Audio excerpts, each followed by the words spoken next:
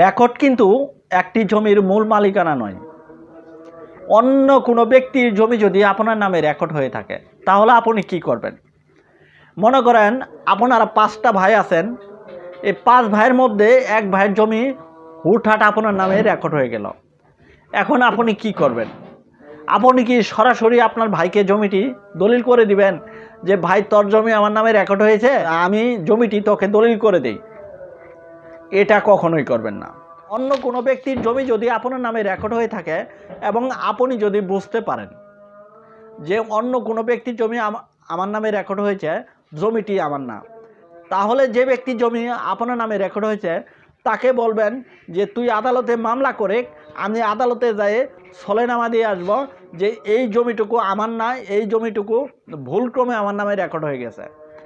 আপনি যদি অন্য কোনো ব্যক্তির জমি রেকর্ড করে থাকেন এবং সেই ব্যক্তিকে যদি ওই জমিটুকু আবার দলিল করে দেন, তাহলে ওই ব্যক্তির দলিল নিয়ে পরবর্তীতে আপনার বিরুদ্ধে আবার এই রেকর্ড সংশোধন করার মামলা করে পরবর্তীতে ওই জমিটুকু কিন্তু আবার আপনার নিকট থেকে নিতে পারবে।